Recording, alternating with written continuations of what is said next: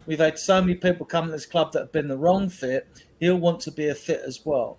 So, and he's do you think we would still have signed Mickey van der Ven if Scott Munn had been here July the 1st?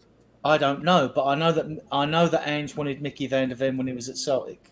That's what I know, right? So that is definitely an Ange signing, Mickey van der Ven. Okay, that's fair enough. Okay, cool. Yeah, I didn't know that. Other than that, we are surmising and speculating. There's nothing wrong with that. It's conversation, isn't it? It's good conversation. But I don't think this guy has got a proven track record, apparently, with the City Group, wherever he's been. Apparently, though, he's not well versed in European football. But this is why you get your director of football that does that. We know Angie's very versed in Asian football, all football below the Southern Hemisphere. So we'll see who Scott Munn appoints. And it will be interesting, Sean, because as you've sort of alluded to, it's going to be very interesting because, as soon as this director of football comes in, we're all going to be researching him to see what his background is and where his expertise actually is, and has he got a proven success record. That's what I'll be looking at. Where's he from? I want him to have a European knowledge, obviously, if not a broad, wild, world-based knowledge. You'd want that, wouldn't you, as well? But it's hard to be it's hard to be an expert in every league in the world. Whatever happens, Adrian, I'm not. By the way, I might have come in and maybe running a little bit on the Johnny H train because I do think it was. I like Johnny H. I love Johnny pieces, right? I love him. He's brilliantly knowledgeable as well. He's a really great guy. But I think he probably, maybe is to your point, maybe overreacting a little bit and espousing the worst case scenario.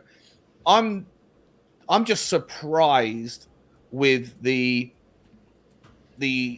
timing. The first day, first hour, first half an hour of the day, and you first walk in. Welcome everyone. How you doing? You're fired. You're out. Get your ass. I kind of like it. As a Texan, that's how I'm walking into the saloon. Come on. I swear. Hang on, Adrian, for a second. I just want Sean. This takes a certain type of somebody to walk into the place and say, "Hey, that office looks nice. I'll take that one. And that office looks nice. I'll give that one to my assistant." Yeah, exactly. That takes a certain type of goal. I kind of respect it. In any event, Jacob, I'm not going to lose my mind about this. I'm going to wait and see. But if in 6 months' time it hasn't worked out, I'm still going to wait and see. But these sorts of appointments, you've got to give it 2 years to see how it pans out. All I'll say is, look, the timing of this, like you say, is significant. But this isn't Scott Munn. Scott Munn starts his first day. Matt Law broke the story. And he did, and he's got the effect he wanted to get the effect out of his story. That prick broke the story, right? Thank you, Adrian. Come on, send it home. It's true, though. We wouldn't even have this conversation if Scott Munn had started today and Matt Law hadn't opened his mouth and put the word sacked, because that's the thing that's got everyone going, sacked. Yeah. A word there. Trigger word there. You talk more about Arsenal, which I'm sure. I would have been the same. I would have been the same if it was just they've left by mutual consent. I would have been like, damn, it's not. No, but wouldn't you? But hold up a sec. Mutual consent means that they've both agreed to it. Where sacked looks like we've chucked you out the door. We've got stuff and kicked you out. So what I'm trying to say is the reason. It's the outcome. I understand it's the outcome for you, but a lot of people who are very hyperbolic are saying sacked. Oh my God, he was sacked. How dare he? How Scott Munn do it? But we don't know the conversations behind the door, behind closed doors, and what was agreed to, what wasn't agreed to. If it was just a mutual consent. So what I'm trying to say is that mutually they agreed to it. We don't know, but this whole sacking thing has made people go a little bit kind of crazy. But that's what it's supposed to do, isn't it? That's what a panel show's about. None of us know the truth. Let's be all absolutely crazy. Let's lose our minds. Yeah, I like it.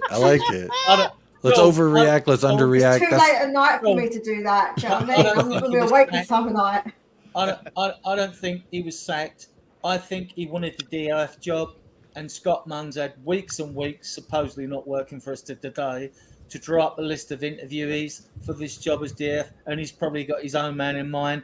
And it's well known that Italian clubs were interested in taking Gabbanini, whether as head coach or DOF. And I just think he's then been in a position to say to Scott Munn, well, any chance of me getting a DF job? And he's gone, well, no, mate. They went, okay, all right, well, I'm going. I'm going. And so he's gone, I'm going. And now I could be totally wrong in my summarization, right? And football's made a fool of me enough times, you know what I mean, in the past, and probably will do in the future. It's more to a DOF role than being a good scout, though, right? A chief scout is. This is probably why Scott Munn's probably said no to him. Yeah. You know, I more like the idea of Scott Munn walking in and saying, "That's my office. Get the hell out of here. Thank you for your service." That's also my office. Get the hell out of there. Introduce the guy on the far right. I want to know who he is. Hey, Gabs, look, you can stay gainfully employed by Tottenham Hotspur, but you're going to be a virtual employee, okay? Because that office is mine. That is my office, sir. Hologram, Sean. That is the biggest cojones move. I love it. Honestly, I respect it. I cannot knock a man who's just going to walk in and just pew, pew, pew. Yeah, I love it. Zapor, I think I've asked you, do you think this guy right here that we're looking at, creepiness aside, is it the right move? Let's assume the notion is correct. I'm going to assume my notion is correct. He walked in there, big dicked everybody, and now he's walking around big boy on campus. Is that the right approach, or do you think I'm totally full of shit now? So I actually had a question. Is the general consensus that he was hired in Ange's vision for the club? Because if so, then well, Wayne Muir here says, wasn't it Scott Munn who steered Levy into the direction of looking at Ange's appointment anyway? Yes. Adrian shaking his head, yes. Okay, so he was. I really have no idea. Before the egg, like you know, maybe first, Scott or Ange. So we're saying this is Scott Munn's first day. I don't know that it is. We've heard that he's been lurking in the background. Same thing about Paratici. We've been saying that he's lurking in the background. I gave him credit because I didn't know who's getting the credit, because I love the Mickey Van de Veen signing. I love a lot of the business that we've been doing recently, these young kids that we've been getting in, as well as the talent for right now. I really much enjoyed a lot of what we did in that transfer window. So whoever did that business in the transfer window, I'm worried. I hope it's Scott Munn, and this is just mere formality that he started at this time. I don't know. Ryan, let me ask you. First of all, welcome to the show. How are you doing? And how did this news find you? Did you freak out? Were you scared? Or were you like, I don't know, maybe they're cleaning out the garage? Or were you like me, like, I don't know who he is and what he does technically? He's that guy you walk past in the office like, bet he's got an important job, but you don't really know what the fuck he does. You just see him in the break room getting coffee. Look, do you know what, right? It's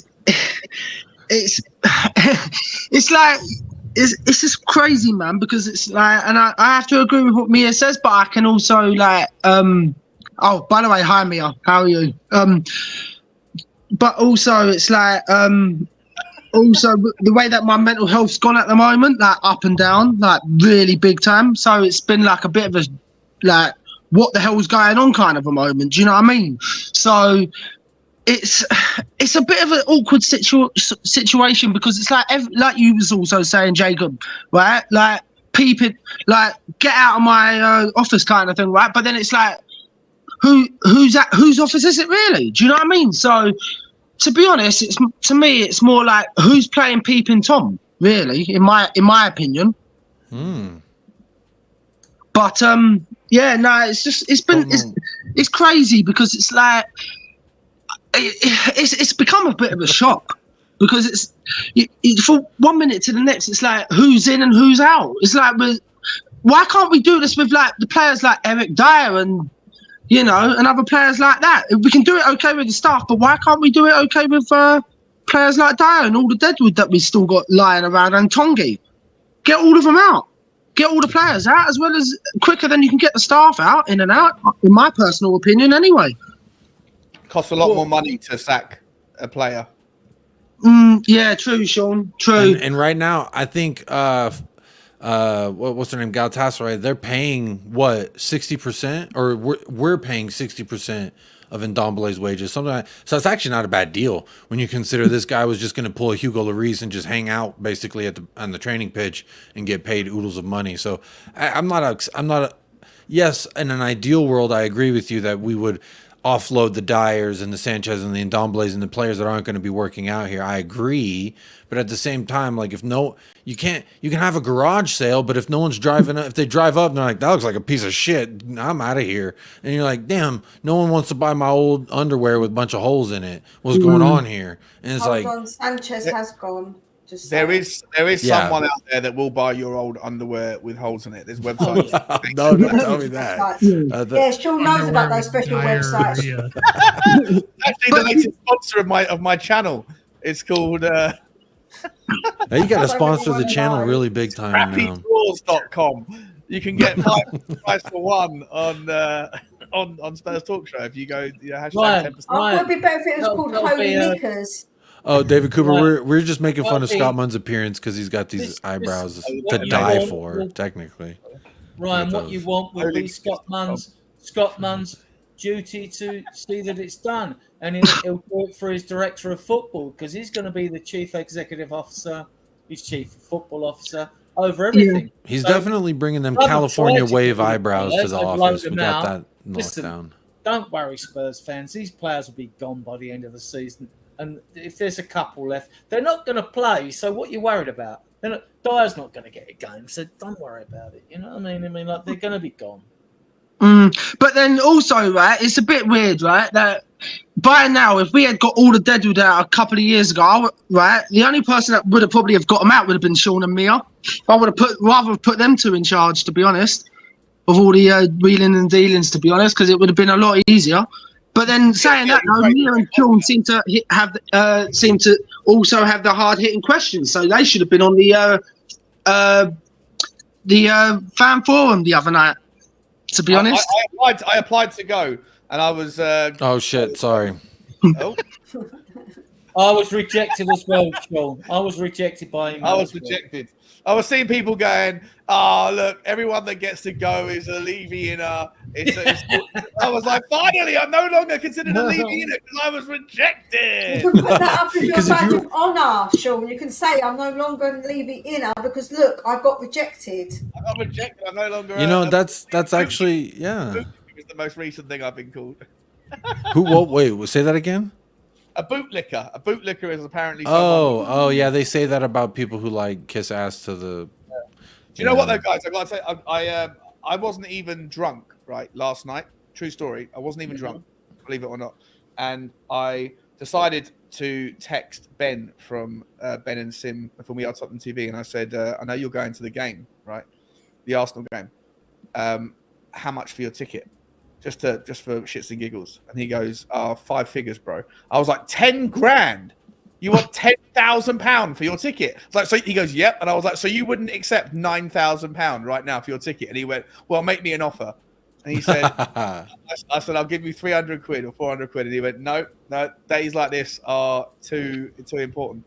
So for some reason, that was the end of the conversation. But I then went and looked up online tickets for the Arsenal game. And I found one for slightly more expensive than that. And that's the sort of thing that I would usually do when I'm drunk and like feeling stupid and not making smart decisions. But guess what? I actually woke up this morning feeling like sick, paralytic sick, because I got an email saying that your ticket is in the post. And so I'm going to the Arsenal game. Oh, hell yeah. How much, Sean? How much did you pay? Come on, confess. I reckon it's £500 to £600. I reckon $450. I'm going to say 5 even. Including the service charge, which I didn't see at the time. What do they have, like a 25% service charge or some bullshit? That was the vodka frenzy for you, Sean. The vodka frenzy. That's the thing, I wasn't drunk. It's like, if I woke up... That's the most shocking part. He wasn't drunk. Next to the desk, I'd have been like, damn you, alcohol, you've done it again. But I was sober as a judge. What's weird? When I watched the video and he said he was sober, I nearly fell down saying, what, Sean, sober? What? Hey. You know what I think it is? I think you're drunk on... Yeah, there's a comment I see, drunk on Ange Ball. It's exactly what I was going to say. Shout out West Coast Cockerel. You're drunk on that Ange Ball. You were just thinking, man, what would it be like when Jacob's right and Tottenham go in there and they put the work on Arsenal? Sean, everywhere I've gone, the big-ass channels, and I've said it with my chest, that we are going to go there and we are not going to lose. And everyone thinks I'm crazy. Everyone said I'm wild. I don't think you're crazy at all. I think that the logical head. I always try to go with the logical head on my, and I don't want my heart to lead me too much. And my logic says I think we can get out there with a score draw. But my heart, that does want to pump out, but I know not to, says that we can get 3 points, and that's why I ended up paying silly money, because I think that you want to see it. The greatest night for a Tottenham fan, or the greatest. Did we get a price that he paid? I didn't hear it. Or did I? I'm not going to say it either. It's not. Put it in the private chat. I want to know. Ed M said he sold it to you for $1,400. At least tell us the service charge. I still haven't got the ticket yet, so one hell of a service charge, 225%.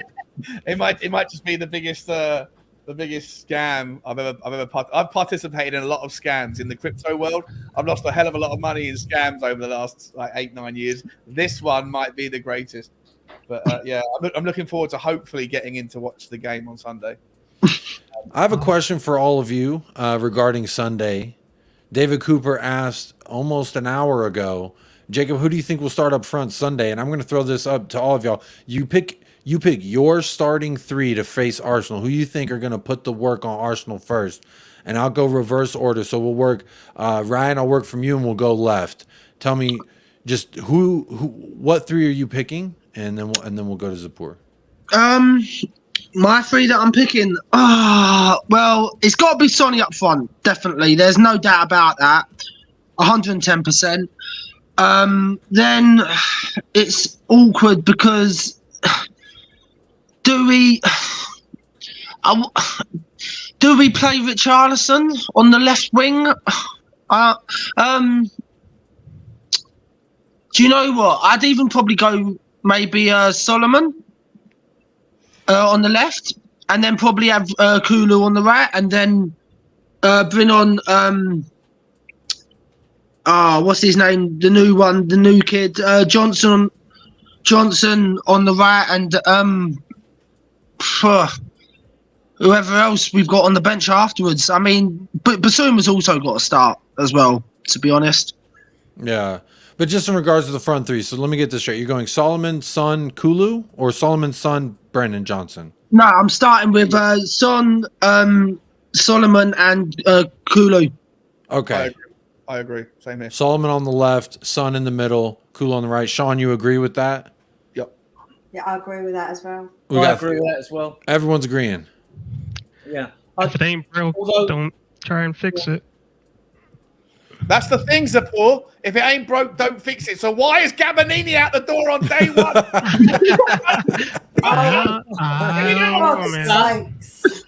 It also depends. We don't know who's making those great scoutings of lately. Like who's behind all that? I'll tell you why. Because look, Gabonini got them good eyebrow. He don't need that eyebrow work done. Look at him. He ain't got any eyebrows. He's got exactly non-existent eyebrows. And the guy said, I don't trust you. You ain't got no eyebrows. Give me that office. Get the hell out of here. He's got 0 Botox. He's still got that kind of frown. Golden is still there. He's still there, Golden. Yeah. He is enjoying that picture, ain't you, Mia? He's probably next to go. Yeah, he's not bad looking, you know. I just worry that if he's behind the decisions that we've made. Lack of eyebrows. So everyone's picking a front 3 of Solomon, Son, and Kulusevski. So I get it right. Yes. Yeah. In an unlikely, I could see, I think I mentioned it earlier before Sean and the others come on, that I wouldn't be surprised if Richarlison played on the left instead of Solomon. Mm-hmm. Because Arsenal are very strong on their right-hand side. And don't you almost want, David Coop Dog says, what about Richie? No. This was kind of the thing I was going to pose, maybe him on the left over Solomon, because if he can get in there and just ruffle some feathers, maybe that would create a gap on the other end. Shithousery is not enough of a reason to put him on the... You need someone who can take on Ben White. You need someone who can get in behind and put the ball in. Right? And Solomon can do that. Solomon's got the play. Yeah, Richie, Ben White might pocket Richie if we do that. Richie hasn't got a first touch. Yeah, I agree. But I also think that then Richarlison could come in the middle for free kicks, corners and things like that if he was playing on the left to give you the shithousery in the middle. So I would start with Solomon though, but I'm just throwing it in there. That front 3 starts. especially after Solomon's 2 assists on Burnley. He showed me, there's a bit more to your game. I'll see a bit more to him. To be fair, one of those assists was literally just give it to the Lord. Just give it to him, and he'll take care of the rest. But you know what? You got to be composed, and you got to be in the right place to make that decision. Just like I gave Richarlison credit for that Kulusevski assist. I know a lot of people say, "Oh, it's just a 4-yard pass," but think about it. He just scored a goal. He's opened the Hoover Dam, so to speak, and now in that moment, in the penalty box with the ball, you can either do the right thing, which is what he did, laid it off for Kulusevski, or you could say, "I'm going to be the hero today and take that shot." Which, you know, if you pause that moment. Jacob, if that ball falls to Sonny in the same position, not hating on Sonny, I love him to pieces, but if that ball falls to Sonny instead of Richarlison, if Sonny's still on the pitch, does Sonny give the ball to Decky, or does Sonny do 3-4 little like half step over things and then ultimately knock the ball to the right and he gets a block shot? Well, the only time that happened was because he was looking for the lane in the box, Sean. So I know what you're referring to, and that only happened because it happened all last year. Every time Solomon did the same thing on the left wing position. Solomon did do the same exact thing, if we remember, versus Sheffield, where he's looking, and he could have laid it off to Sonny. There's moments in where players will do that. Would have passed, would he? They're also encouraged to Sonny, take those shots. I think he would have, because being the player he is now, I think he would have laid that ball off because he is the captain and he's trying to always do what is the right thing. That's just my opinion. I think it depends on how Sonny feels about his game.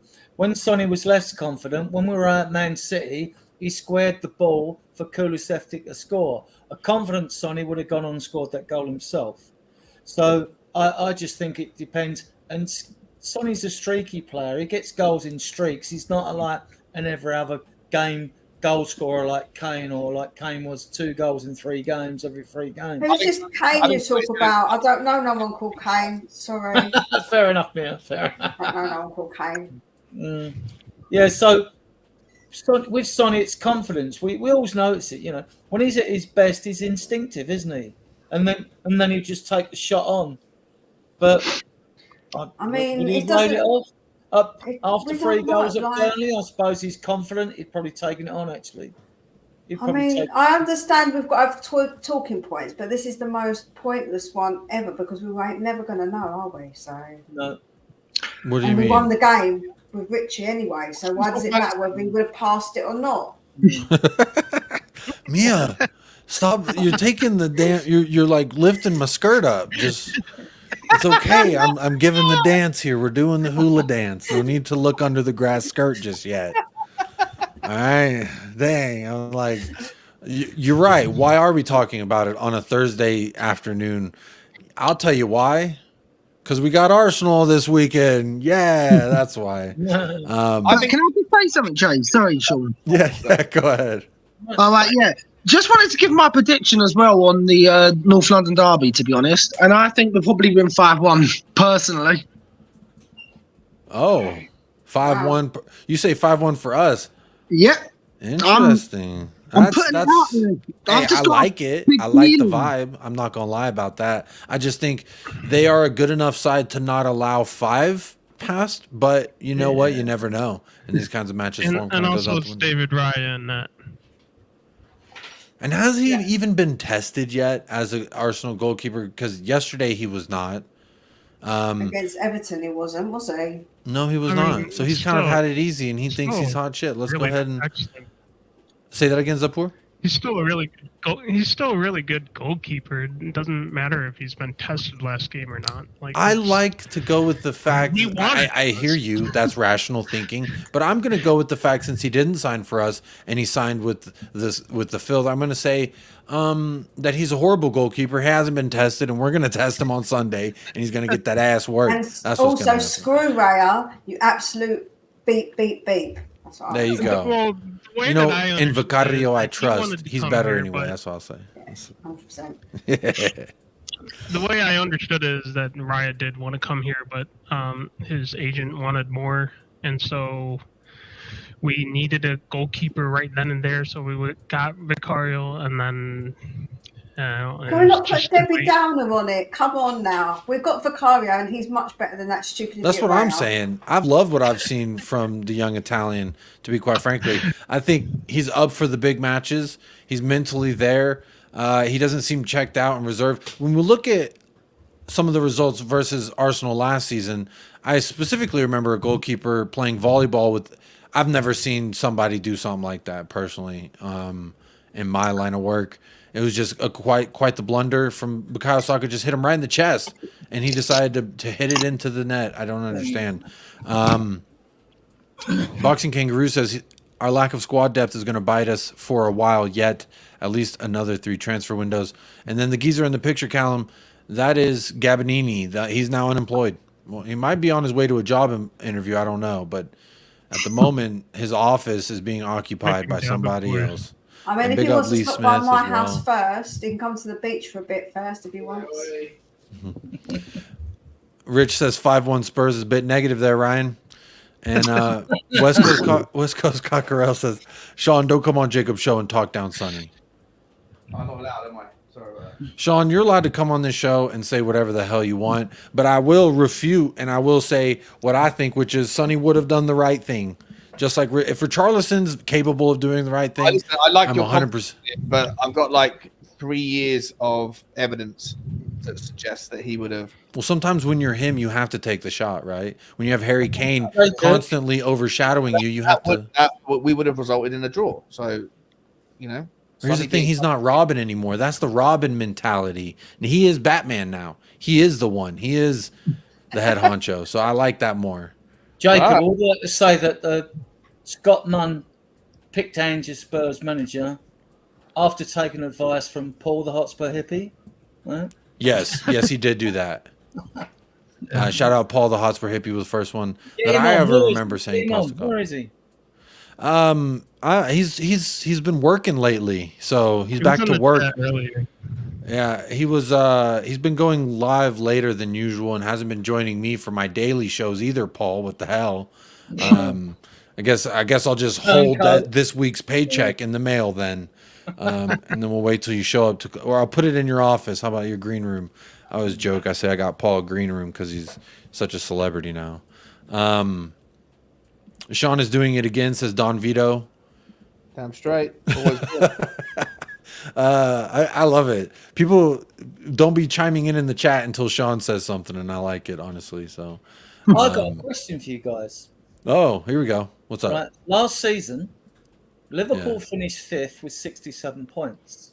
Right? So if Spurs win 23 games, now 5th this year gets you Champions League.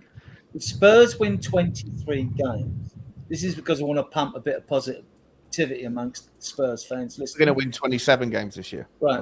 If we win 23 games, if we were to, that would be 69 points, 2 more than last year. Right? That leaves 15 games, 45 points. Do you think Spurs are going to lose 15 games this year or give away 45 points? If not, we should get Champions League. Just want to throw We're getting Champions League, mate. We're getting Champions League. It just depends on how Champions League we want to be. Do we want to be like the first Champions League spot? Do we want to be second? I don't think we're going to leave it to the 5th. I personally think if we can survive injury scares, I think Perisic is actually a big blow, to be honest. I think it's a really big blow. I think it's a bigger blow for Richarlison as well, because I think that those two are being worked in tandem. But I think that Tottenham are going to finish. Well, we've got 15 games before January, unless like Gill or Brennan Johnson can step up on the left, Sean. I think Brian Hill's going to be. I don't think Brennan Johnson will play off the left. I think, if anything, you might find situations where Brennan Johnson goes through the middle and Sonny gets put back out on the left hand side. I think there's so many. We've got so many options. But I don't know when Brian Hill's due back. Is it? I don't think Sonny's very effective on the left, to be honest with you. Sean, per his Instagram stories, soon. What does that mean, though, bro? What does that mean? Well, soon's such a relative term. Soon to me could be in 5 minutes, but to my wife, soon could mean at least an hour and a half. But that's because she's Greek. We don't have time. When we're Greek, do you not understand Greek people? They say they're going to be somewhere, and they turn up 2 hours later. That's what we do. Now she's a big professional therapist, and she has clients and stuff, and so she's like I got to be across town in 30 minutes. And I'm like, you have 20 minutes to get there. It's going to take you at least 30 minutes to get there, but that's neither here nor there. Shout out my wife. She's always had that. Her dad's the same way. You're right. It's that Greek. He's the same way. We started a business together, and he would be like, "Hey Jacob, I'm on my way to the shop. I'll see you there in 15 minutes." I'm like, "Great, 15 minutes. I'm there waiting." And then I call him, "Hey man, I'm on my way," and he literally has not left yet. So that's that Greek. Shout out to the Greeks. I'm not being offensive because obviously I know, so it's all good. You have to caveat every single time you say something in jest about a certain type of person. I know. I mean, I can say it because I'm actually part of that community. I know, but I've been called a racist recently, so I'm just trying to make sure because I don't want to have anyone calling me a racist again. Because it's really not a nice thing. You've made it. Once you get called racist, if you're slagging off your own kind, then you've made it. You've absolutely made it in the Tottenham community. Well, per the audience, we give them what they want. Don Vito says, "Get the Mr. Box Office on," and that is what we've done. Indeed, he's the ratings killer, and in America, being the ratings killer means that you are actually doing well. So he's looking in that direction where he's about to come. He's waiting for his chance to speak. Whenever he's got only one eye on the screen and one eye hidden behind the glasses, you know he's cooking. Come. Yeah. It's Mr. Like I hate Ange because everyone else likes him, so I'm going to hate him. He doesn't hate him. He just says, "Prove it to me over a consistent basis." He said it on Alan's show. He said, "I hate Ange because everybody else likes him so much and pushes him so much. So I'm going to I now hate him." Well, we have him here, Alex. First and foremost, aside from Ange and Spurs, I hope you're doing well. Happy Thursday. We are ever close to the derby, and I know you can't wait as well. But before we talk about these egregious claims that Mia has, these alleged incidents on another channel, Alan, time at it on, shout him out. How are you doing? What's up, man? I've just been on the beach, put my flip-flops on for some of the Tottenham fans that are and drinking diluted juice. The point is, this is to remind people because a lot of people see me a lot of the time because I'm too busy. Well, Alex is too busy. It's Mr. Box Office, the main event, the professor of truth and entertainment, the ratings killer, like everybody calls me. And if you don't know, get to know. Let's talk about Scott Munn. Let's talk about Scott Munn. Because now everybody's getting all worried now because Gabby Dean's been sacked. Oh my gosh, we've got all the players that we've got and the world-class players we've got. Oh, he's got this thing going on as well. The young players are coming up as well, and I'm like, again, why are we getting all worried for at the end of the day? I thought Scott Munn was a hero. You know what I mean? As far as I'm concerned, I'm still just relaxing at the end of the day. Someone said that I hated Postecoglou. Yes, I did say I hated Postecoglou. The only reason why I said it is because people keep on rinsing it in my face. You know what I mean? Saying, "Oh, I've got to back him. I need to back him."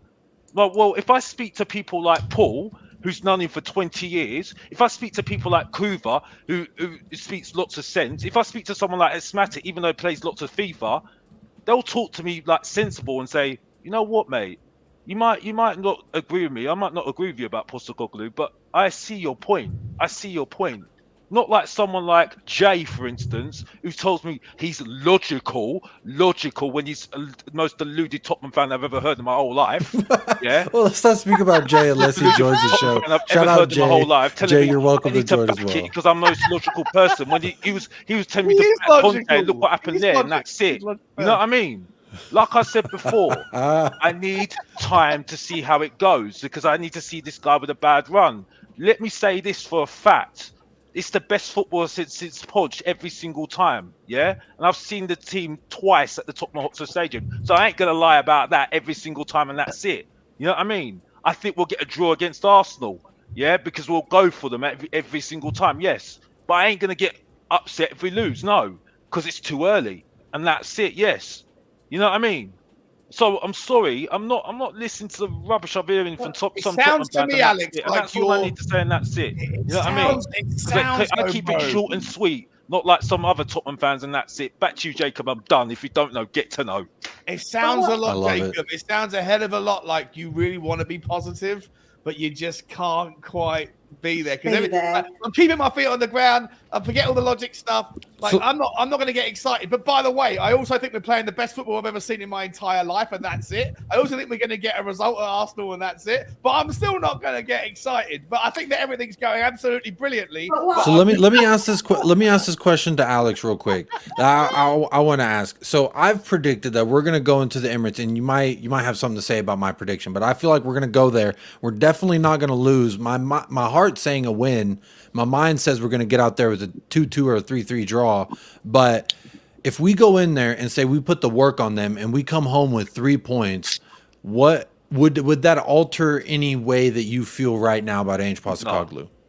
No, because it's too soon. It's 6 games. It's too soon.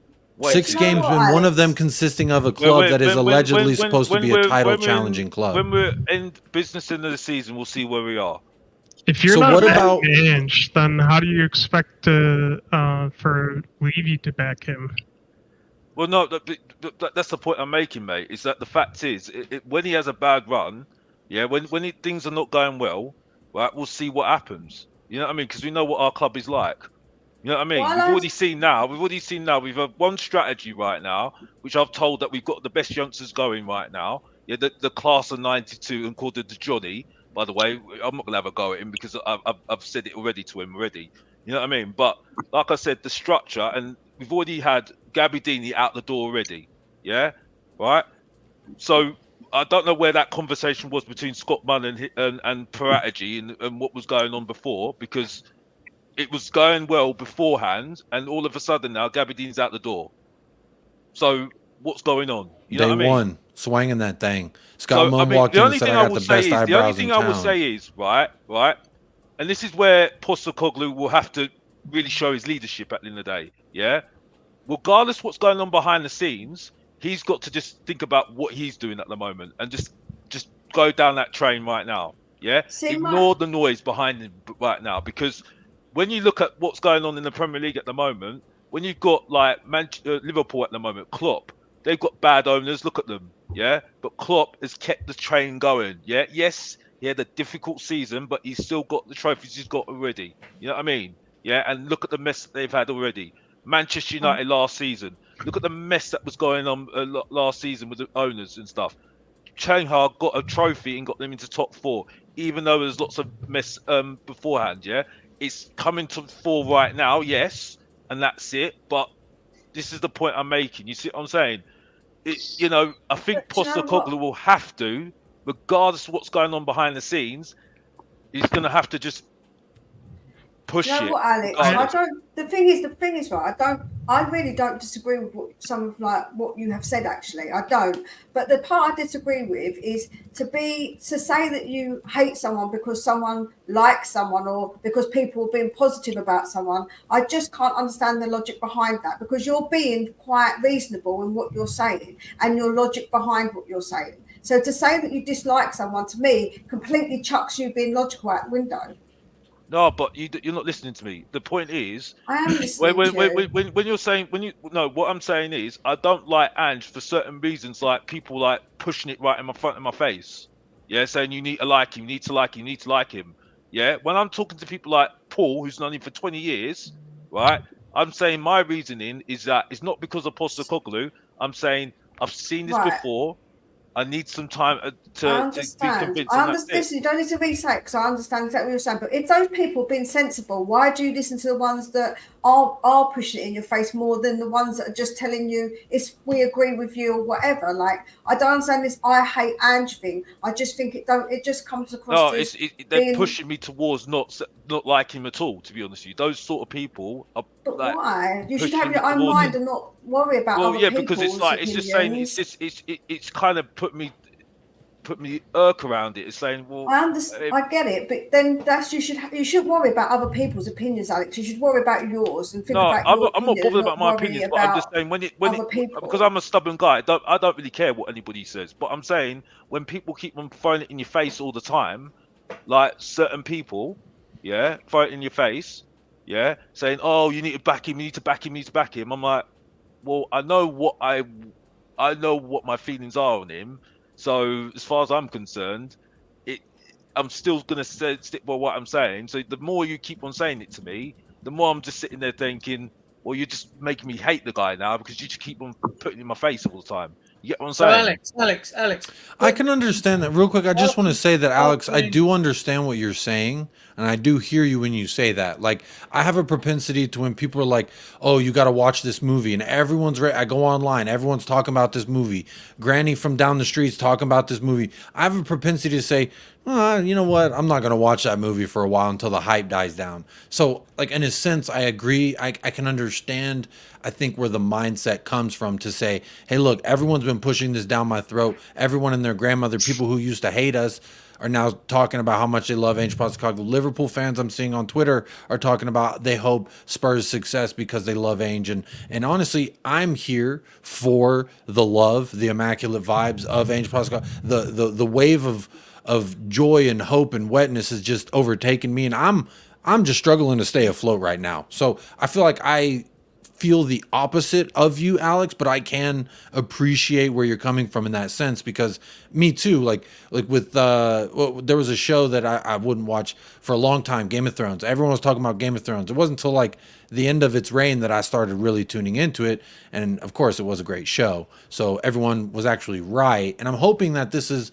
going to be the same story for you. You're going to look back and say, yes, I didn't jump on board early enough, but you know what? I'm just glad I showed up to the barbecue and got my feet wet, because honestly, you're not alone, Alex. You're not the only one who isn't convinced yet.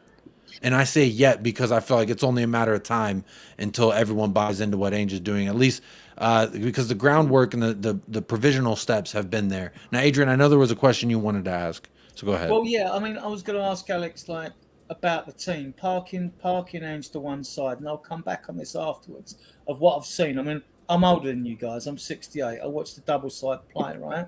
So I want to come back with what I've seen and explain something why I'm excited, right? But Alex, what do you think, barring injuries, how far do you think this team can progress? Listen, I think we could get, at best, the way we started, maybe sixth. Yeah, and I listen. I'm not. I'll be happy with the top 10 this season. Okay. I'll be honest with you. All right. Yeah. To add a bit more positivity than that, right? When I was 5, it was a question of like be a Spurs fan on the shoulders of relatives, or it was the orphanage, right? No choice in my family. You were either Spurs or you weren't, right? But so I was too young to appreciate everything that was going on then. Too young. Come the 70s, you know, I'm now 15. It's a bit different. We're winning trophies.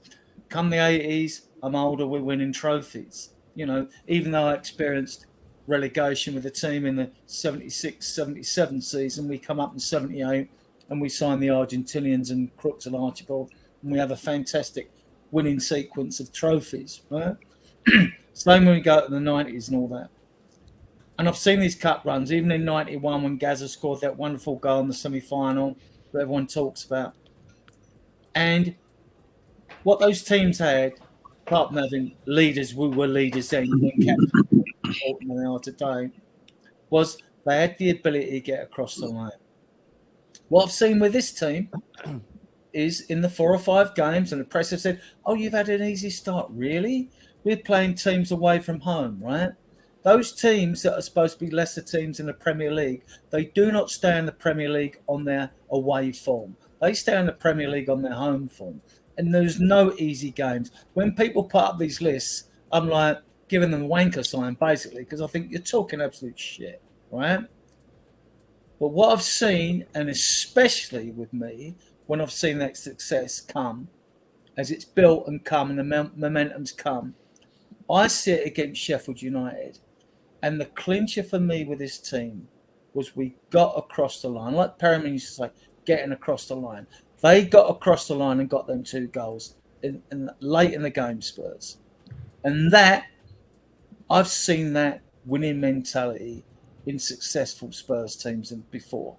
Now, I'm not saying we're going to go on and break history now, but that excited me, and I'm thinking like, we've been very lucky. The fact the young players we brought in that have clicked, and we needed it though. By God, we needed it. But I've seen it, and I'm excited. And what I've witnessed before we've gone on and won things, I've seen in this team. It's very early, but I've seen it, and I'm excited. I'm confident we will get Champions League. With this team, but we could. I mean, it wouldn't surprise me if we won the FA Cup. I had a bet on it for us to win it, but I mean, and I could even see us finishing third or even higher. Still fancy Man City to be the ultimate cup winners, league winners, etc. But I've seen this. I've seen this before. And I'm not deluding myself, and I've seen it, and I'm excited. I'm excited because that ability to get across the line and win things is what makes champions. Champions get across the line, and we did it against Sheffield United. And people might say they're a crap team. That's not the point. It's not the point. You have to win them games. And even Man City throughout the season, they will have them games. They had them last year. They still won the league. They still had to chase down Arsenal. Right, but they showed they can get across the line. They showed they were champions, and they are the best team in the world. But I'll give him this, and this is the last thing I'm going to say because other people need to say something. You know what I mean? It's weird seeing Sean on the stream and he's not even saying nothing at the moment. You know what I mean? But the point is, right? I don't know what you mean. Explain. No, because you're very much always talkative, and you're always the best, always loud. I'm not having a go at you, mate, but well, you know what I mean. Supposed to talk on streams, it is allowed, Yeah. But yeah, I'll give him this. Yeah. That when we scored the second goal, right, and I do agree with you, Adrian, absolutely spot on. Yeah, it haven't been easy games. There haven't been easy games at all, right? It's just that it's just too soon at the moment. But Postecoglou's shown me that he's got some tactical nous a little bit. Because after that second goal, he got excited a little bit. Then he just went into game mode and said, "You know what? I've got to sort out that defense." You know what I mean? And then change that defense, and we got through that game. So this guy's got something about him. I will give him that. And one thing I will say, this is why I think we're going to get a draw out of Arsenal. I think he's got something over Arteta all day long, tactically, all day long. I'm sorry.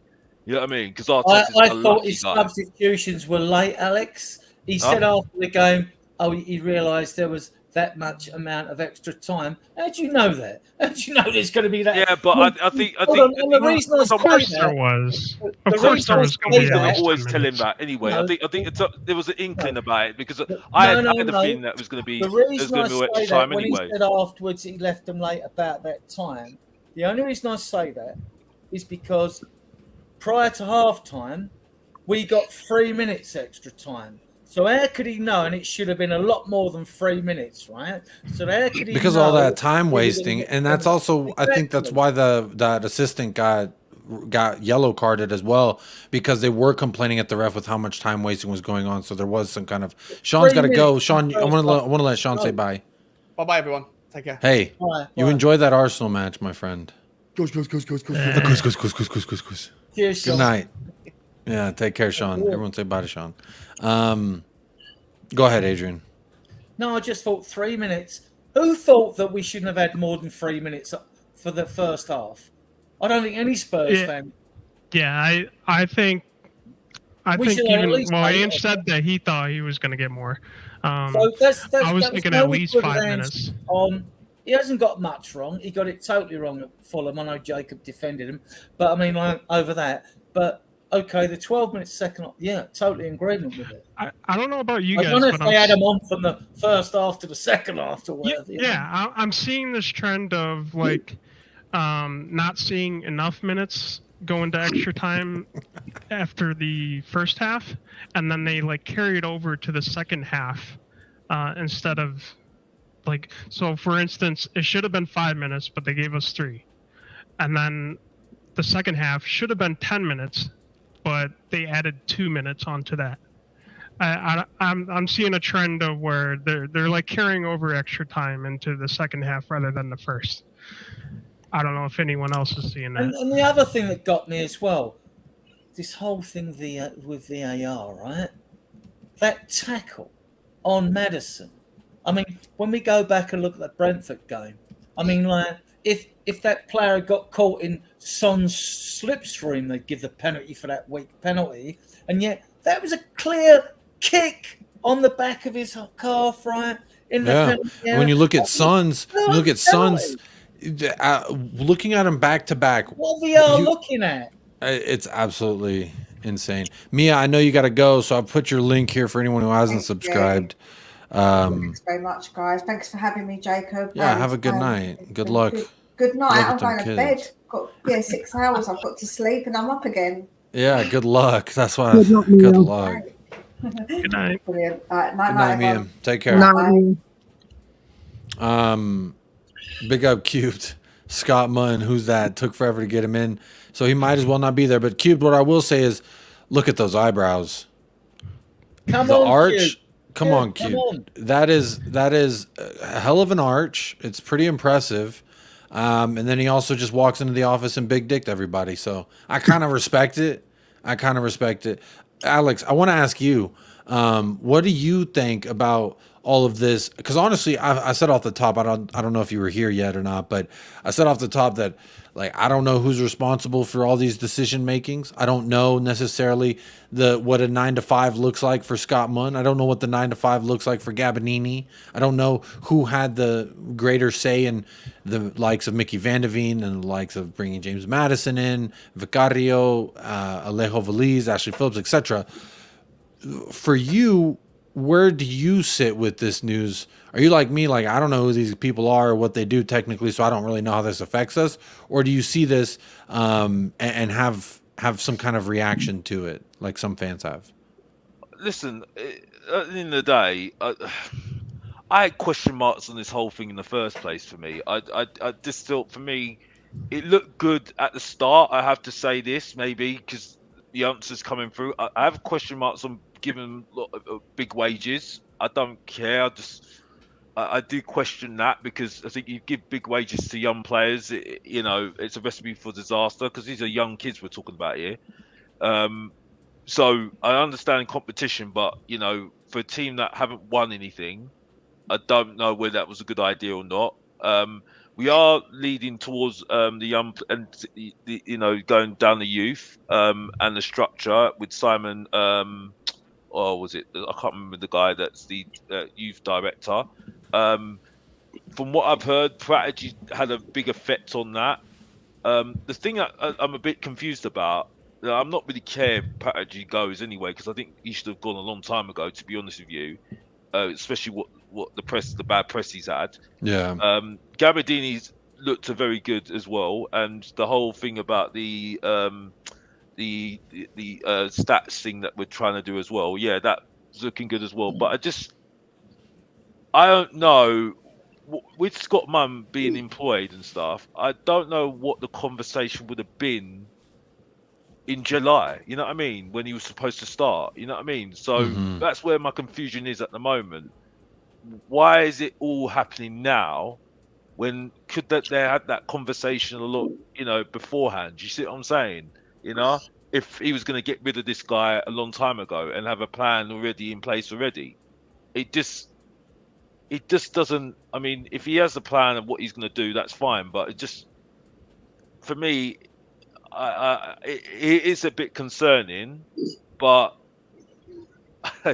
I'm not surprised, because it's Tottenham Hotspur, and we always have. There's always something that goes wrong at Tottenham Hotspur behind the scenes, doesn't it? You know what I mean? That's why I say what I said about Postecoglou. He might have to be more of a leader and just try and just ignore the noise behind him and just try and take the lead on it. You know what I mean? And try and just say, you're not going to affect me, what's going on the pitch. You know what I mean? You just got to, what I need, you've got to do what I want, and that's it. You know what I mean? And that's you can trust him to do that, because he's been asked that question, like, what's going on in the background, and he's like, well, I can only control what's in front of me, and that's the football pitch, and it's only the football that I can control, and so he is going to ignore that noise. The problem is with him at the moment. Sorry to interrupt you. The only problem I have at the moment with it is that he does need support. And that triangle will be very, very important. You see what I'm saying? So that communication, and I mean, obviously now he's going to bring in a director of football. Now that director of football has to get on with Postecoglou. And perhaps some Spurs fans are just thinking like, oh, it's today. Everything's happened today. He started. Who, in the right way of thinking, doesn't believe that these two Aussies, Ange and Scott Munn, haven't had loads of conversations prior to him starting the job? Who doesn't think that like Scott Munn hasn't dropped since he was going to get the job on gardening leave, wouldn't have been out there speaking or drawing up a list of people to interview for the DOF job if he hasn't got what he considers the best man for the job anyway. This is the angle I'm coming from. It's not happening. Scott Munn's been seen at so many Spurs games, as has Paratici, right, as well, right?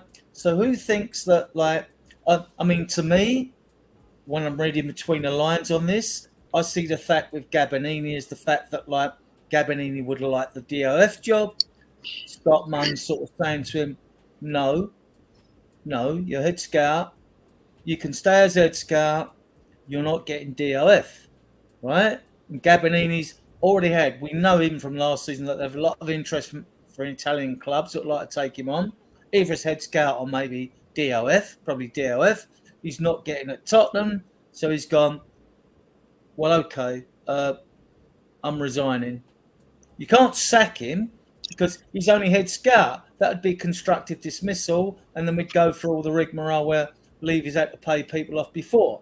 So I don't believe he's sacked. And that Matt Law story, I've always thought Matt Law's a prick anyway. I was waiting how long until you mentioned Matt Law. I know you're waiting for me to come back. Well, I mean, it doesn't mean to say that what I'm thinking is right. All I want is people to just consider what I've said, to say, like, do you think I could be right, possibly right, or correct, you know? So Scott Munn's come in. He's got vast experience in what he does, but he's not got vast experience on European football. It's virtually negligent what he knows. But that's not his job. His job is to run the whole club, the whole football inside the Strug, from the academy upwards, all the women's teams, everything else, and to then employ the DOF who does that. But when we want a DOF that comes in, I understand Johnny's concerns about, we've had a good start, we don't want it wrecked by a DOF coming in that probably isn't the right fit and all that. I get all that, but it's Scott Munn's job to get a DOF in that comes in and knows European football, because we're in Europe and this is what this DF needs to know. And he needs to know, right, about players and those leagues. Now, we can have other scouts, and we've improved the scouting system in South America, Asia, whatever it is. That's fair enough. But Scotland will be judged. When this DOF comes in, I'm going to be researching them. I want to know what he knows about European football. You know, that's me. Well, we'll see. I don't know what you guys think. What do you guys think? I'm approaching it with an open mind. I feel like I can't really have a too harsh of an opinion one way or another about a subject in which I'm not very well. I wouldn't attribute myself to being well educated in this matter, because I don't know what the fuck this guy. You could tell me he's the chief operating transitional officer of incomings and outgoings, and I'd be like, great. What the fuck does he do? Does he bring the coffee? Does he replace the trash bags? Or does he make phone calls to is he a scout? Is he talking to this guy? Like, I don't know how the pecking order goes. So I don't really have too strong of a opinion on it. Boxing Kangaroo, big up. Good luck at work. Hope you're well. Golden Hammer's in the house, giving us some love as always. Big up Golden Hammer. Says, Jacob, why have Spurs fans suddenly gone downbeat? You are still going to thrash Arsenal, right? I'll answer this one first. We are over 2 hours now, so we will be wrapping up the show very shortly and get these guys' final thoughts on the Ben, I don't know if we can talk about that on air. Want to stay monetized. To shoot off in a minute, mate. Sorry, mate. I'm knackered, so. Oh, hey, no, go ahead and hit us with your predictions real quick for Saturday. You already told us the score line, but how do you think it's going to go? Do you know what? It'll be it's going to be a difficult one in the first half, I can tell. But in the second half, it'll open up big time, totally big time, to the point where it'll be literally just us running the show in the second half. And I trust Ange 110%. And I wasn't on the train at first. I wasn't dipping my feet in the pool or anything, but I am more than doing that now. So I trust Ange 110%. Good shit. Like to hear it. Have a great night. Right. Thank you for popping up with Jacob. You have a great rest of your evening, good sir. I appreciate you popping up with Jacob tonight. I want to say, big up, sir. I want to say big up to everyone coming on over from that Never a Foul raid. I see Martin's in the house. I know he likes to ride the wave on over here, so appreciate that. Anyone tapping in, you can hit a like or you cannot. We're not going to go for too much longer, but the link is there in the chat. Well, that's a wrong link. The link to call in is in the chat. You want to let us know how you think this weekend's going to go down. This is the show to do so. This is the pop-up with Jacob, so big shout out to everyone who has locked in with me tonight. Zapur, I'm going to go ahead and start with you. There's the link. Anyone who wants to join, call in. You can come have your say about how you think this thing's going to go. Big up Sklarsh is in the house. That's a great name. Get them likes up. Red, White, and Red, a.k.a. New York... Foo York. I don't know what the FY stands for, but big up, boys. You better beat Arsenal. That's what I'm hoping for, good sir. I do hope we do that. Zapur, let me go ahead and start with you. This weekend's coming up. We've already talked about the starting front three that you think we're going to go with. Everyone was in agreement. Alex, I don't think you were on the show at this time, but everyone was in agreement as far as the front three go. But do you see the formation staying the same for Ainge Postecoglou as far as we've seen thus far? And then how confident are you with the result on this Sunday? Well, if you're talking about me, I would say the same front three. Actually, no, I probably might put Johnson there, maybe. In front of Kulu, maybe. Then Son up front, and then Solomon on the left, I think. Pretty much the same team than that, I say. And I think we at least can get a draw. We will let in goals. We could either lose or get a draw. I think they'll find a way to get through us because they're way ahead of us in terms of quality, and they've got a quality squad. So, but I think we'll still go at them and play our football. Hopefully, that's what I expect anyway. So I think the best we can get out of them is a draw for me. I think it's going to be a 2-2 draw, and that's it. You bench the game winner, Kulu? If we lose, I won't be bothered as long as we give a good account of ourselves. That's the main thing for me. Because it's just too early. Well, I mean, if we go in there and we get a draw, I would say that's a very good account of ourselves. Personally, I feel confident enough going in there feeling like we're going to get 3 points out of it. I've said with my chest on multiple platforms that I know for a fact we're not going to go into the Emirates and walk away with a loss. Now, I know Rich, a YouTube chat member, was in the chat earlier saying that he was worried if we go down a goal in the 70th minute, and I don't think there's only going to be one goal scored by the 70th minute. I'm not saying I know how it's going to go by the time we reach the 70th minute, but the way that we play ball, I know for a fact there's not going to be just one goal, whether it's just us scoring, just them scoring, or a mixture of the two. I just have a feeling it's going to be an end-to-end affair where both teams really want to have the ball, bring their type of style to you, and try to get the most out of it. That's what I expect. So I think it's going to be a back and forth affair. I don't think it's at all going to be anything like we saw with Sheffield, where they were just letting us come at them and trying to break them down, and we were unable to do so until the very end. Zapur, I'm going to go to you here, and then Adrian, I want to know your thoughts. The same question I asked for Alex. Do you think we're going to see the same thing that we saw from Ainge Postecoglou as far as the lineup, and what's your expectations going into the weekend? Well, if anyone changes the midfield or the defense is just insane. But yeah, as far as the starting forwards, Solomon, Son, and Kulu. If Ramsdale was in that, I'd say it's probably 4-1 us. But Raya's probably going to be starting, and I hold him in a high regard. I think it's going to be 2-0, and I think Raya is going to be busy. I think he's going to make a lot of great saves. I just think our defense is just on fire. I don't really see a true weakness, except for maybe Poro. But even he's getting better. I think he's cleaned up a lot of those defensive inefficiencies.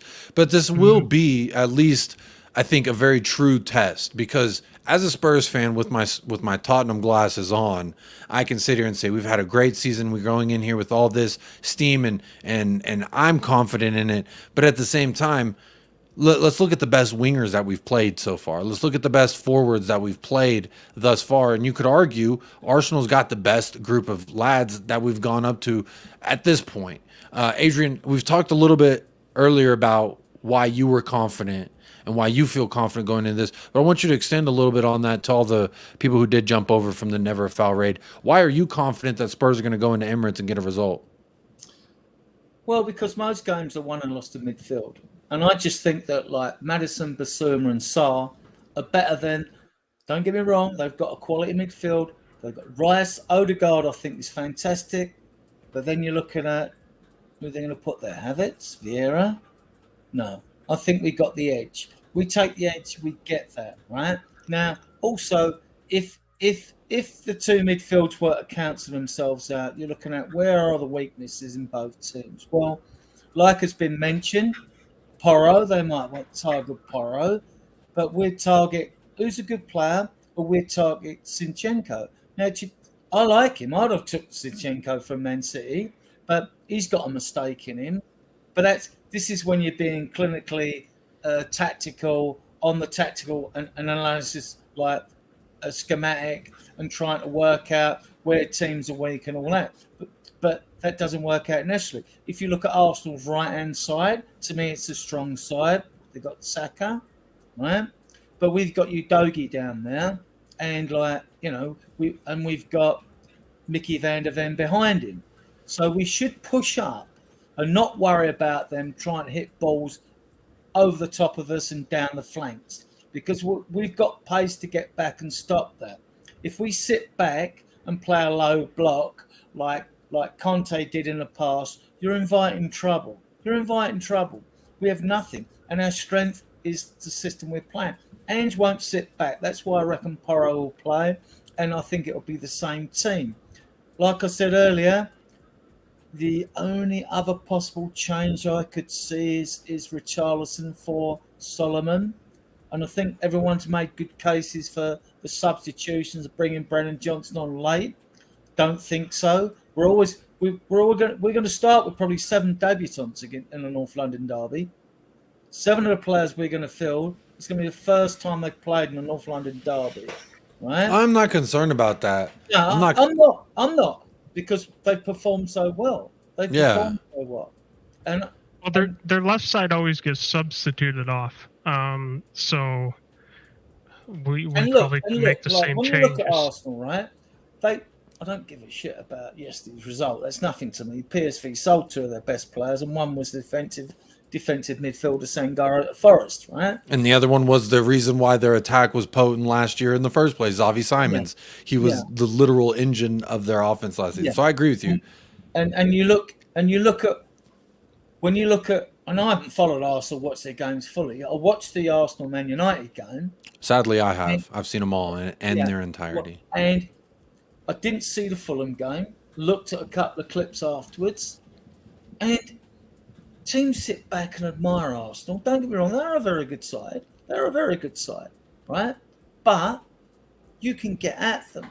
Even Man United, when they lost at the Emirates, and I watched that game in its entirety, for the first 15 minutes, Arsenal struggled to break them down. And Man United, they got quite a few. They had the pace of Rashford and the Dutch winger Anderson. It's Anderson. What's his name? Forget his name. And they relied on the pace on both sides. And they got at Arsenal, and they caused them problems. they got down amongst them. They didn't have so many shots on target and things like that. And Rashford got that goal, right? But against the run of play at that stage, because Arsenal had grown into the game.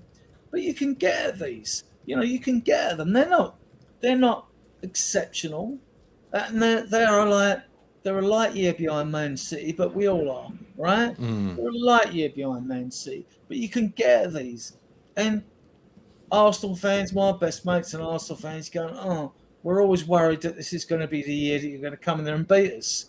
And I think Spurs fans, the majority of Spurs fans, there'll be those that be cagey. Well, I've said, Adrian, on this platform numerous times that I feel like Ange Postecoglou is the guy to come in and really break all these myths, these curses, these things that people loom over Tottenham's head, like the trophies. I think he'll break that curse as well. I know the last one, 2008, a lot of people but that's what I'm saying. These myths, Wenger was there, when Wenger was there and other teams were there and they had all them runs of beating us, like Chelsea used to call us like 6 points a season, there was a reason behind that.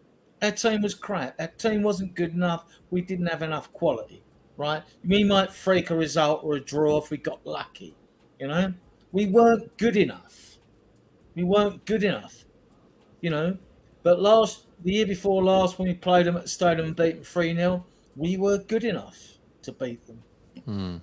And real quick, I do want to say we have over 130 of y'all in the house. Big shout out again to Never a Foul for the raid. Appreciate y'all doubling up our numbers here. I want to say if you are new and you just tapped in, Kaz, Mo, Daps, they're not going to send you to a place that they wouldn't want you to come over here and smash on the like a little bit.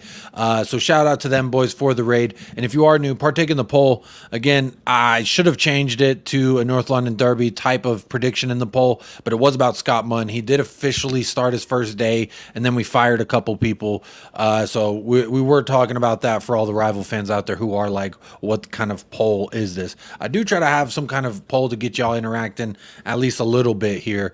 Voting in the poll, hitting a like, those are 2 free ways you can support this channel here, and it does go a long way to helping folks such as myself. Never a foul. They always need them likes in the effort to fight the algorithm. The algorithm always wants to fight you.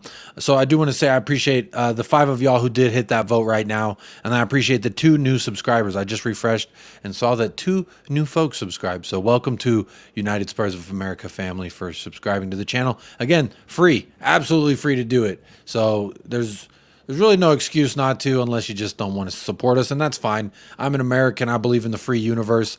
So you have the freedom of choice to do whatever you so please.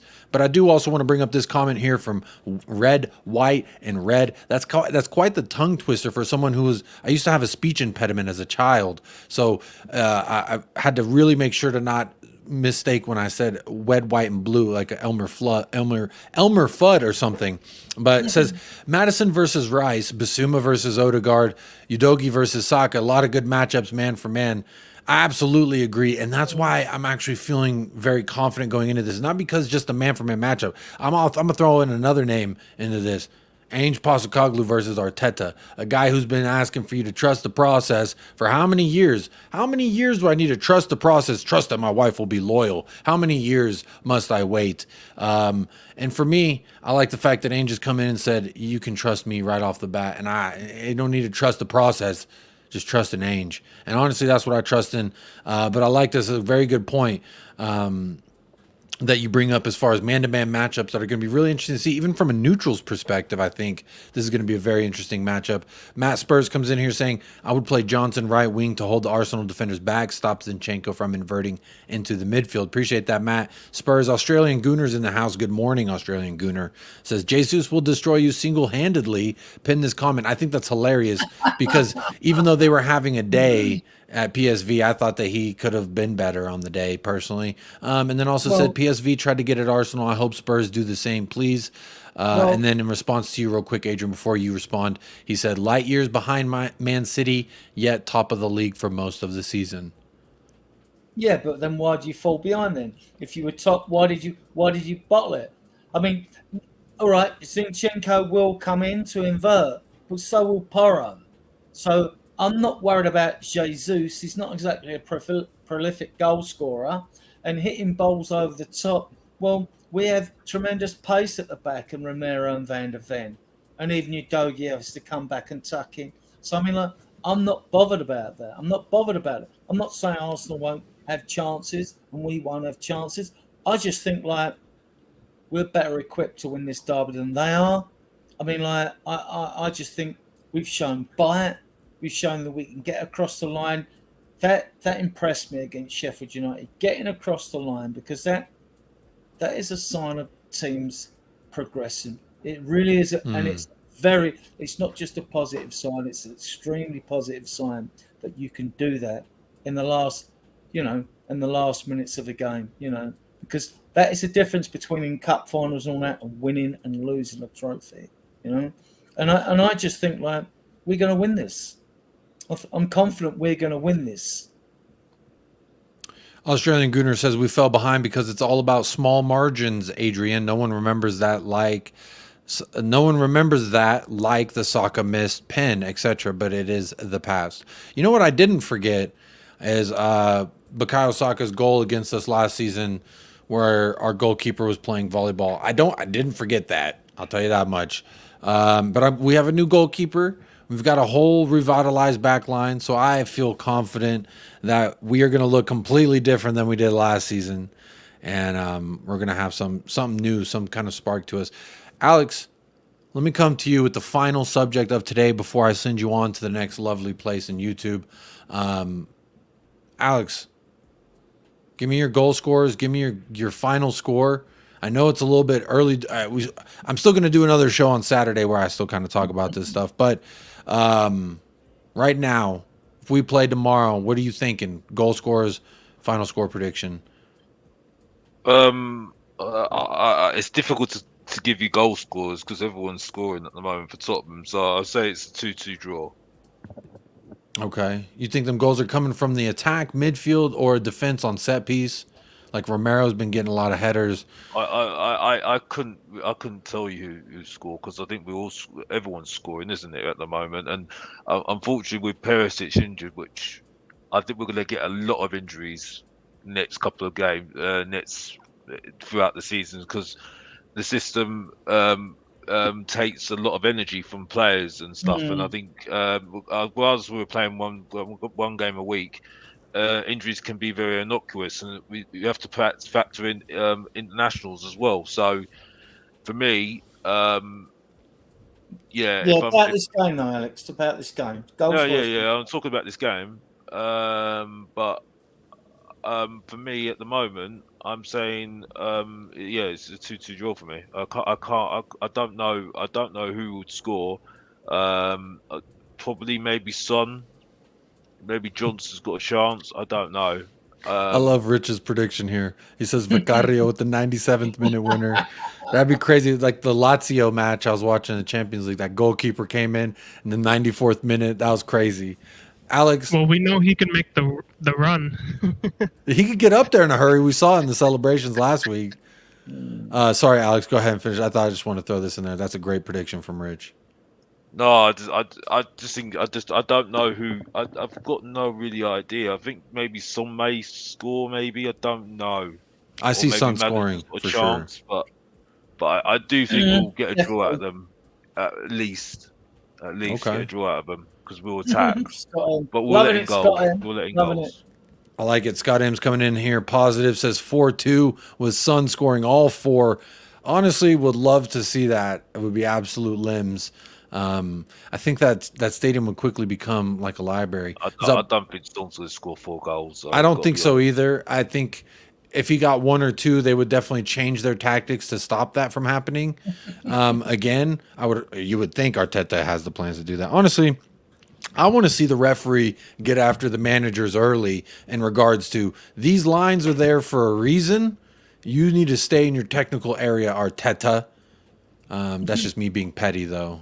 Anytime I watch him, he's always outside the box. Like he thinks it makes him like James Dean or something. All the ladies, oh, he's such a bad boy. Just get in your technical box, my guy. I reckon he's a better tactical manager than Arteta, though. Postecoglou. I agree too. Tactical manager, I think he's that's sexier what he's too. Got for over what it's worth. But yeah. I think that's from just experience. I think at the moment, I just think he's got Premier League agrees with you, my friend. The Premier League agrees with you as far as the last month goes. Well, yeah, but let's not go over the top. Let's not go over the top about last month. Like, it's only the first month of the season, but I do think because of its experience and especially what he did in the Sheffield United game, he has got a bit of tactical something about him, in-game tactical something about him.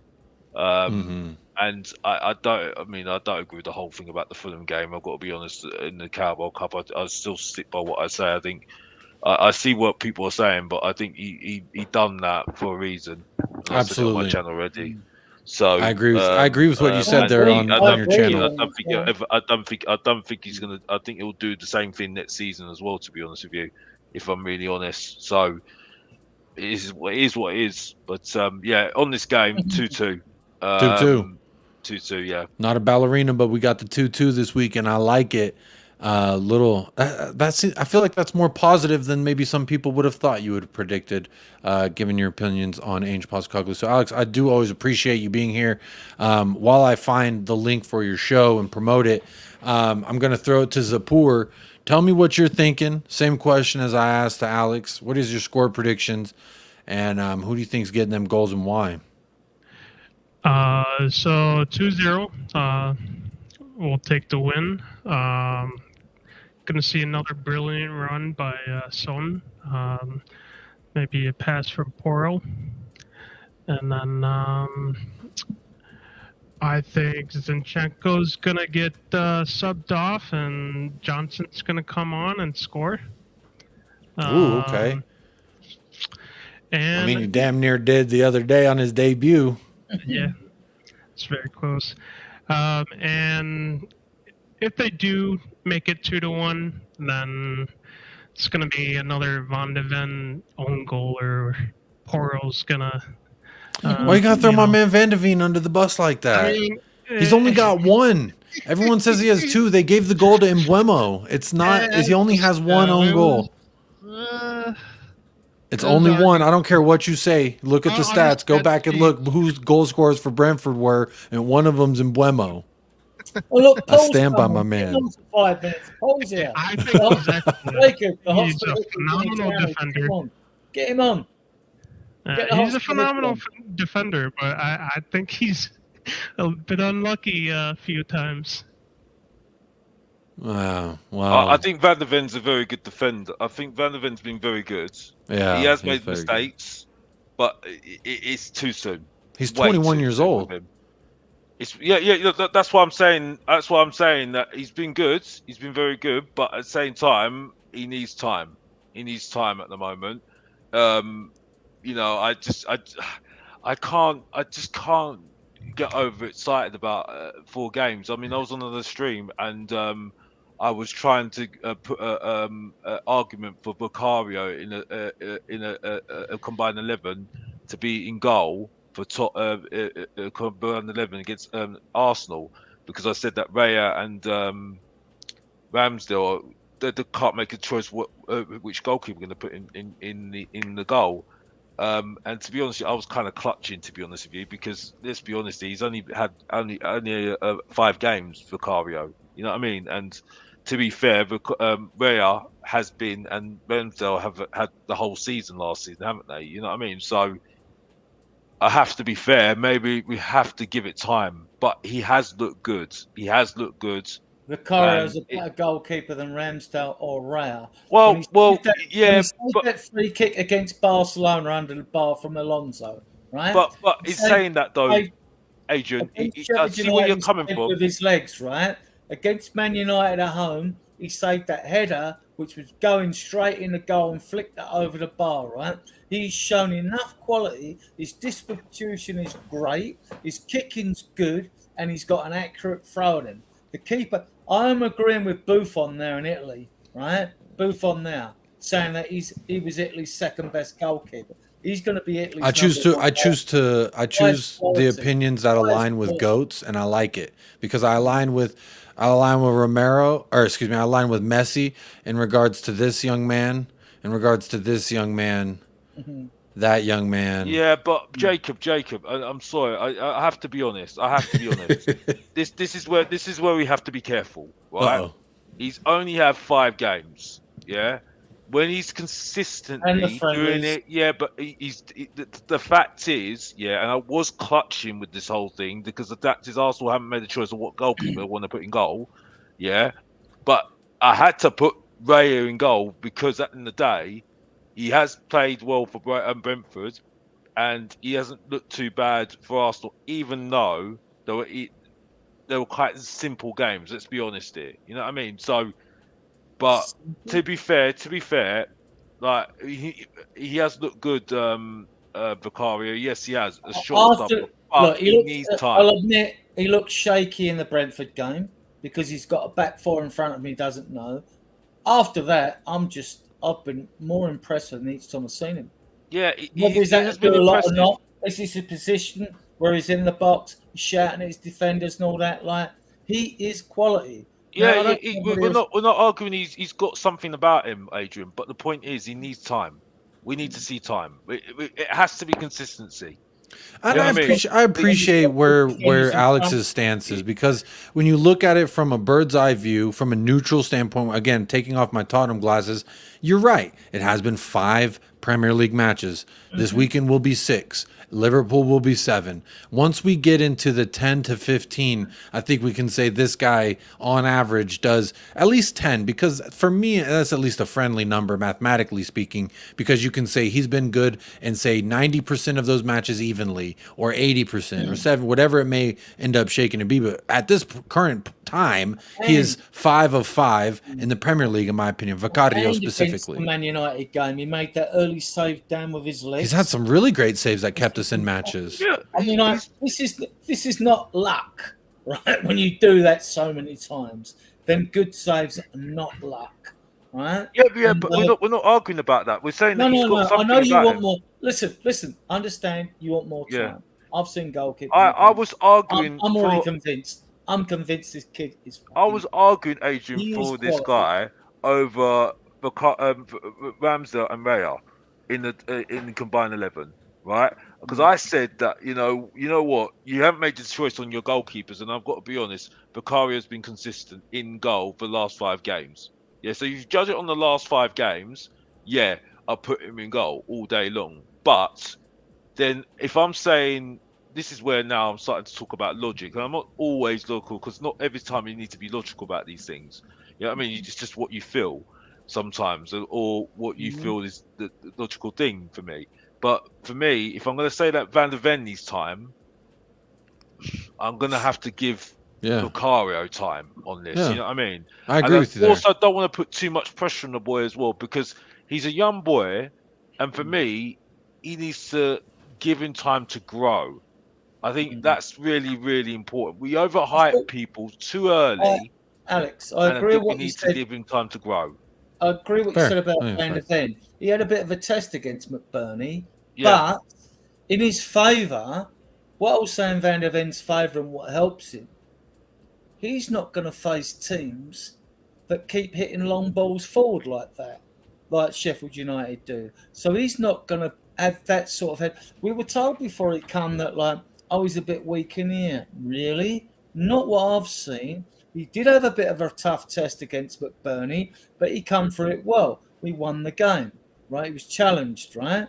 But like, I thought, this kid, and I wanted to see him with someone like, because he is tall and rangy. He's not like solid meat and broad and solid, but tall and rangy.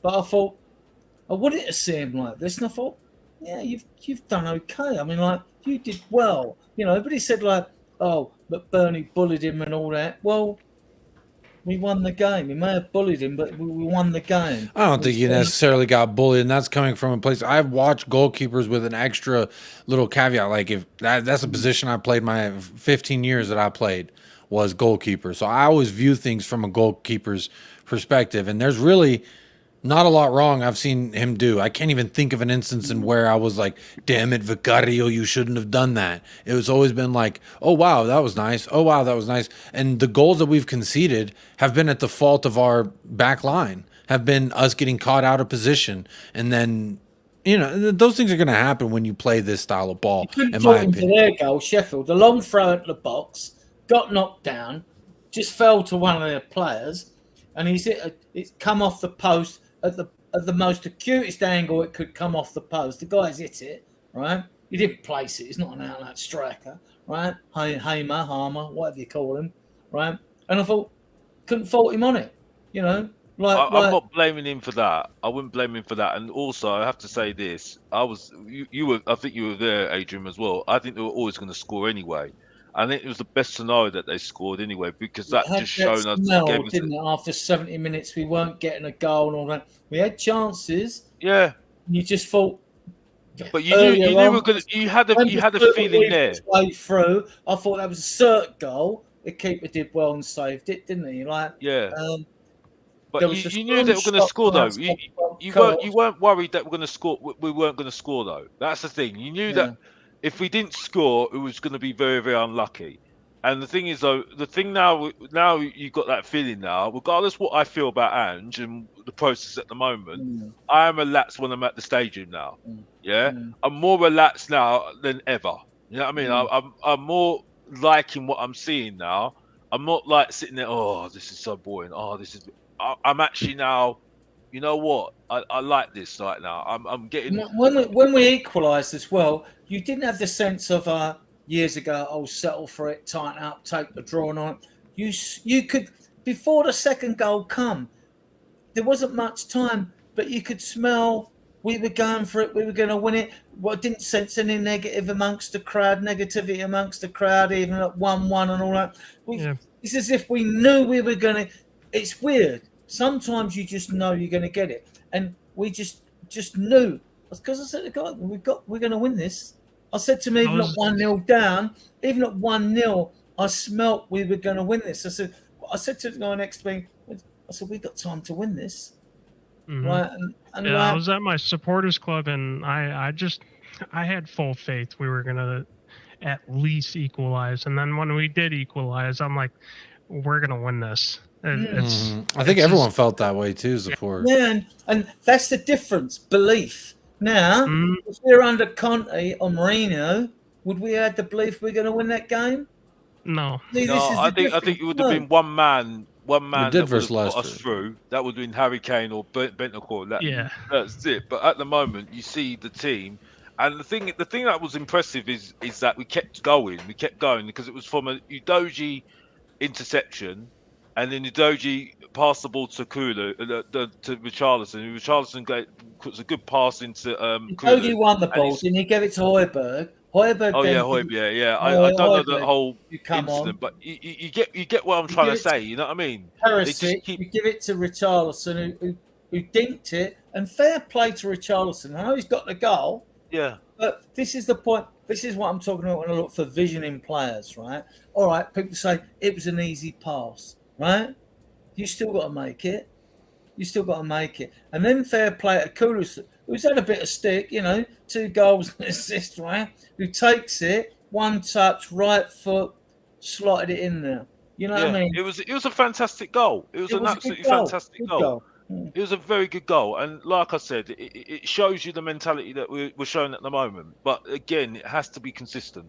And this is where against Arsenal and Liverpool, regardless what the results are, I don't care if we lose. If we lose the 2 games and we're showing what we can do and showing what we've been doing the last how many weeks, that's progress. That is progress. You know what I mean? Because it shows that we are learning. We got 15 games till January to get a couple of players in.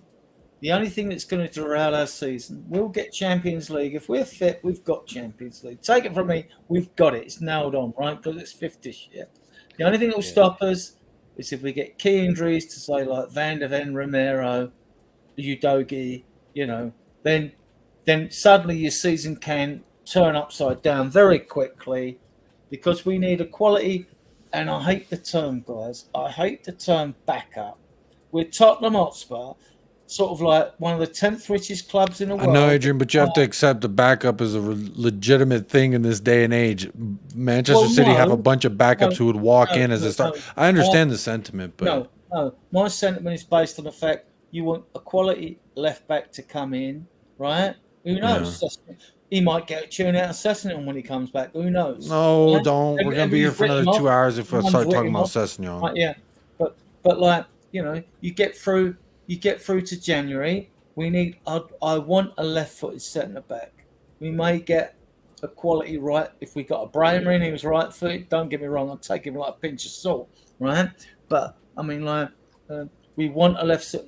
But the point in January is, like, clubs, if they're in a chance of winning trophies, European places, you know, or whatever, they're not going to sell you their players halfway through their season in Europe. No one is, especially good quality players, unless you're going to offer them top money and they're in some sort of soft, stable position in their league and they think they're fine. You're not going to get them players. We got lucky with Bentancur and Kulusevski. We got very lucky getting them in January. You know what I mean? Well, I agree with you there, but I do got to wrap up the show. I'm getting a text. My son's awake. Can I just say the last thing? Right? Yeah. I will say this, right, is that I'm not that bothered if we get Champions League. Even if we do get Champions League, I ain't celebrating it. 'Cause fifth is a joke. Getting Champions League, it's a joke. This Champions League now, I don't even look at it as Champions League. Right? As far as I'm concerned, if we keep the progress of what we're doing in terms of playing good football and keeping to the strategy that we're doing at the end of the day, at least we're going down the right path, and that's it, right? I like that. And that's at least what we should be doing. And keeping our manager for this season is an achievement this season, as far as I'm concerned as well. And that's it. And that's me signing out. And that's it. Back to you. Well, I think Spurs and Liverpool will battle for third this year. We'll battle for third. We shall see how this all shakes out. What I will say is tomorrow, the show, if it happens at all, will be extremely early. Personal life, I won't be able to do the regular time. So it'll be like really early for me if I do one at all. If not, then on Saturday is when I'm looking at trying to do the major North London Derby prediction, picking our squads. I want to do a revised best 11 of the two. I feel like that could be some interesting conversation. And I also want to say big thank you to everyone who has hit that like on the video. Comment by Twain55 here in the chat. Very good comment. Where is it? Let me see. Did I miss it? Twan55 says, Paratici got us Udogi, Sarr, Kulu, Bentancur, Romero, Van de Veen, Vicario, Solomon, Basuma, and Madison. Sorry, I missed the part where he shouldn't be our de facto director of football. The guy is a genius. Fair enough. Not sure about Van de Veen in there. That was what Ange wanted, Van de Veen. But, well, that's because Ange listens to me. Absolutely. Yeah, Someone also says hit the likes. Appreciate that. But big up everybody who has tapped in. Consultant, right? So say that again. He is a paid consultant, right? So yeah, I mean, he's getting paid. I think from a jail cell, they figure out ways of smuggling cell phones anyway, so he'll be all right. But big up everybody who has tapped in, everyone who stayed on over from the Never Foul raid. I am going to end the poll. There's 103 votes. So Shirley, but don't call me Shirley. We could get the likes up to 100 on this video at some point. Big shout out to everyone who watches this back on playback. I appreciate y'all very much. And again, have something tomorrow, if not for sure on Saturday. So hope to see y'all here. And also the watch along on Sunday for the match. Should be a lot of fun. I don't know how I might be acting out of pocket. I don't know, but hopefully not with any egg on my face is the only hope I can have. But after this, stay put. I will be sending you on over to Sarcasm City TV. The Great Flawless is over there. So I'm going to be repaying the love that Never Foul showed. And I'll be sending y'all to a very great place. Go over there and say USA Raid or just say hello. Great channel. A lot of people that I send over there said, wow, I really like this channel that you send me to. So go check them out. Go show them some love. Great channel over there. But again, more predictions, more shows coming up in the next couple days. And we'll see you here locked in. Hopefully we'll see you here. Adrian, let me get your prediction. 3-1, 2 from Son, 1 from Kula. And Zappa, nice. Good to see you on the show, Jacob. Yeah. Get him back on. Yeah. Good to see him on. Indeed, I definitely enjoyed meeting you for the first time, officially seeing your face, Zapor. Yeah. So big ups for the call-in. First time on. Glad you made it. And Alex, Big up. Thank you for calling in. Always a great time when you pop up with Jacob. So I want to say big up to everybody who did lock in with us tonight. I hope you have a great rest of your evening. And again, go say hello to Flawless. Go show him some love. He's on the road to 10K. Go give him some love. But until next time, big ups. And thank you for tuning in to Pop Up with Jacob. Stay fresh, stay blessed. Up the lads, and come on, you Spurs. Come on, you Spurs.